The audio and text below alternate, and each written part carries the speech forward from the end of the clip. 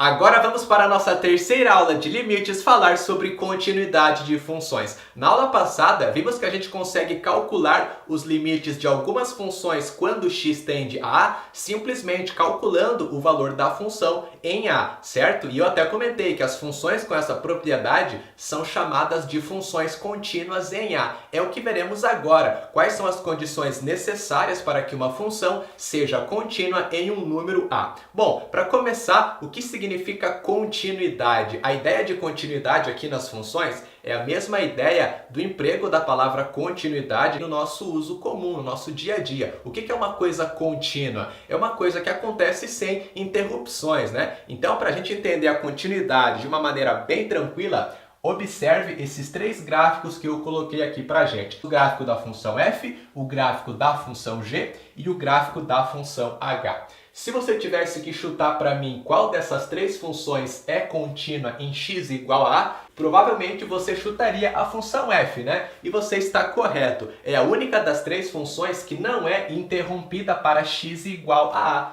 Veja que a função ela não tem nenhum buraco aqui, ela não é interrompida. Eu consigo desenhar o seu gráfico de uma só vez, sem ter que levantar a ponta do giz do quadro. Então, a gente diz que essa função é contínua em x igual a a. Já a função g, veja que ela é interrompida quando x vale a.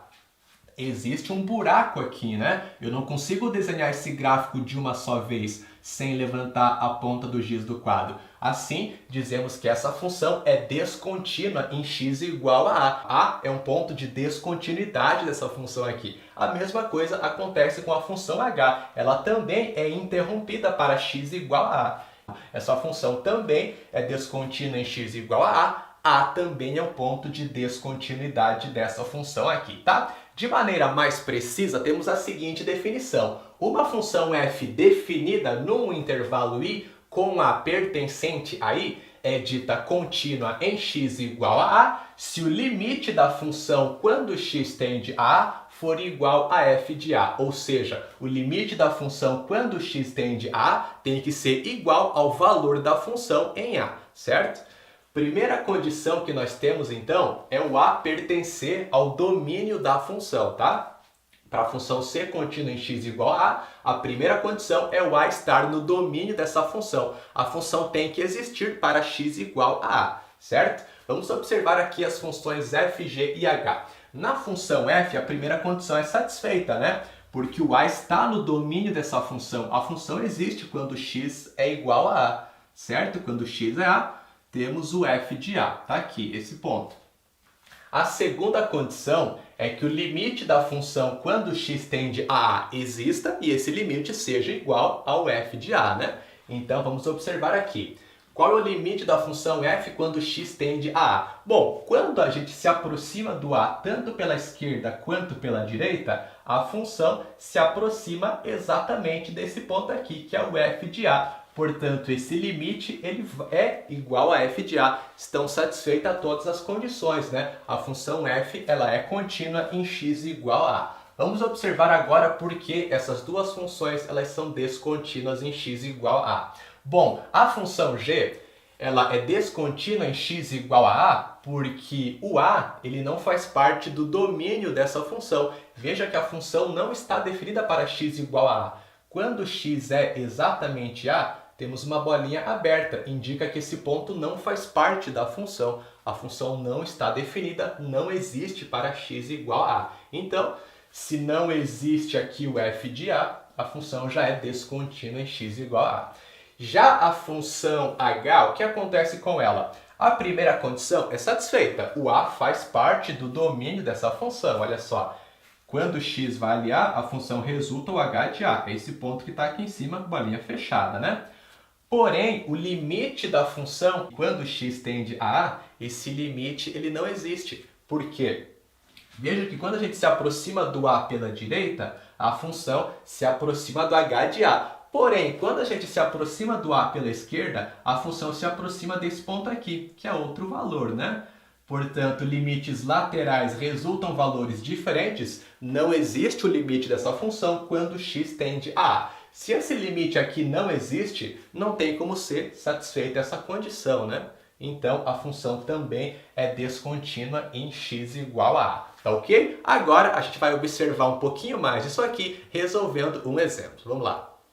Olha só o nosso exemplo. Temos que verificar a continuidade da função f de x igual a 2x mais 1 sobre x menos 2 para x igual a 2 e para x igual a 3. Bom, o que muda agora é que não temos o gráfico da função e sim a sua lei de formação. Não muda nada, tá? As condições elas são as mesmas. Então, será que a função ela é contínua ou não para x igual a 2? A primeira condição é o 2 estar no domínio dessa função, né? A função ela tem que existir, tem que estar definida para x igual a 2. Como que eu verifico isso, professor?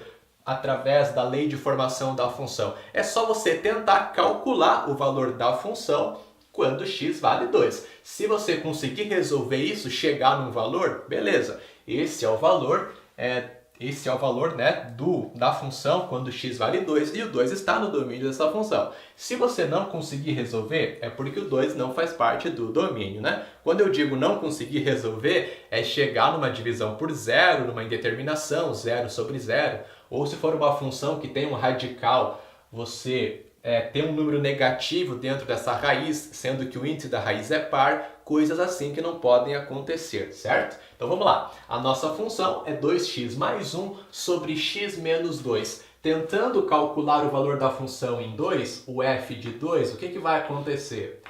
Fica 2 vezes 2 mais 1 dividido para x menos 2 fica 2 menos 2. Olha só o problema que a gente encontrou aqui. Em cima fica 2 vezes 2, 4, 4 mais 1, 5. O problema é que embaixo 2 menos 2 resulta 0. Eu consigo resolver isso aqui? 5 dividido para 0? Não consigo, né? Significa que a função ela não existe, ela não está definida para x igual a 2. O 2 não está no domínio da função. Se a primeira condição ela não foi satisfeita, o 2 não está no domínio da função, então eu já posso afirmar que a função é descontínua em x igual a 2. F é descontínua